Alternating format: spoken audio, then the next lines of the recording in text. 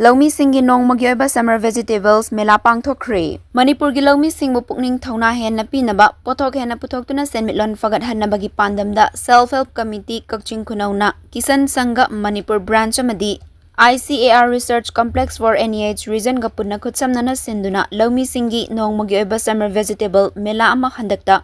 Kakching Khunou da nauna NEH makada saba new market set ta Pangthokkhre. Thawramaduda athoiba mithungla noina head of regional center ICAR Manipur Dr. Soibam Basanta Thawramapuina president Kishan Sangha Manipur branch N Indubuson ikai khumnaraba mithung singoina senior scientist plant pathology Dr. A Ratan Kumar amadi district officer horticulture and soil conservation Thobal Khaidem Malemngan bena sarukyaki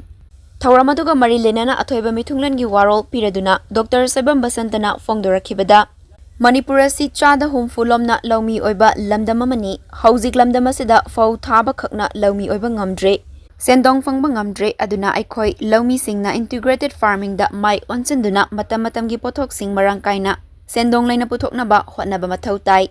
Kakching Khunou gi laumi singna hotnariba asi matau tamjaningai ni adubu seasonariba lau pathap technology amadi equipment sing khara improve oihanba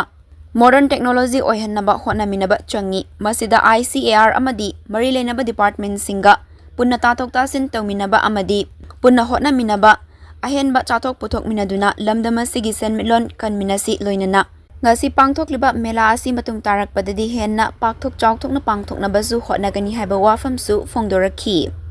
Mela duda sarukyarambi self-help committee Kakching Khunou gi secretary su oribi KH Balesori na fongdorakhibada Haukiba chahi kharadadi tarbus asi Kakching Khunou da marang kaina puthokpada natana market ta yonbadasu yamna nungai adubu mapanlamdagi pusilakpa tarbus sarvadagi angang naba oba yaurakpadagi handak chahi asi tarbus yonbada awaba khara mayoknai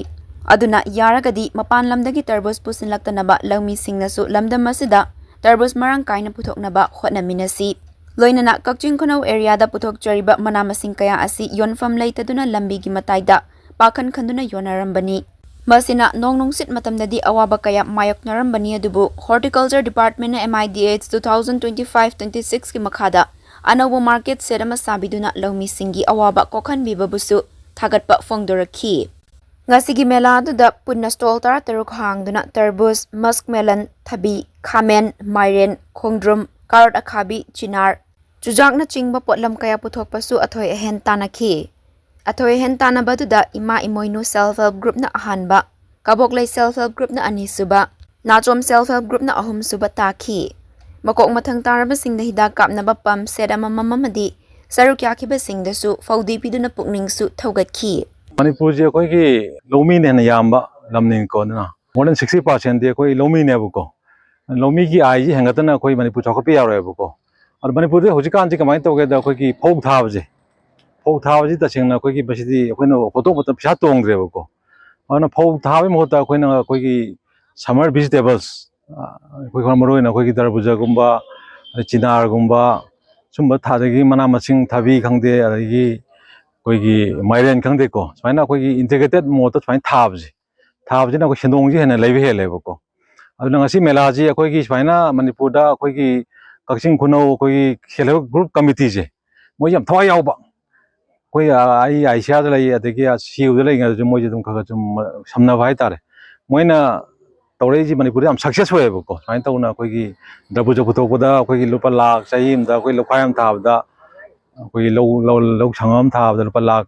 ama mongkai ani gum phang bako smain phok thaga de koi lupa liching sangam da lupa liching kuntha phang jang wai bako aduna smain tawna koigi koi cropping system ji ko diversify hoiba koi hena koigi chendong leiba koigi Manipur demand leiba sumba crop sida koi hena miyang jangagadi koigi lomi chinok ching chendong kanare adu Manipur gi semilon je na phagat ba mateng pangne bako technology gumba je koi research organization Manipur leiba koi ICAR gumba sumajina the department or koi horticulture ki koi district horticulture officer thoban jauri ko aji moina koi ji punna technology ji moida kamai tro moi technology ji anubo technology ji si pisalagadi moi ki darbuja thaba khangde adegi koi gi mairen thaba khangde sumada koi gi potok chengalagadi moida ju hena chenong phangdoi ne bako aduna koina masigi mathang chaidadi koina yamna pak channa yam chawna ko si jaga jenta ju moi imphal na koroga yam chawna simbi bi ai bako नत्रगा जगह कोई याम चावना कोई मणिपुर की पान पानदगी me ma'am जी कौरकांदा Moina तौजरीबा Moina मोइगी successful model जी हेना कोई Manipur अतोपा लौमी ma'am जो कोई मसी कोई adopt तौगरदी को मणिपुर जी हेना चौखटपम ओइने मार्केट से ने ममांग ममांग चाहिए कोई योन बसे नुआरमेबा कुमसी कोई मपालमदा अंगांग चार तरबुजा चारबदगी अंगांग लेदबा यावी खोली हाबसने योन बसे कोई खरदी वाइबा कुमसी से अदुना अकोइना पामेसिना मपालमदगी पोसी पुसिनना मैदमुक्ता कोई इरम दमने पोथोक खरा हेना पुथोना मैदमुक्ता कोई खरा कनो तवे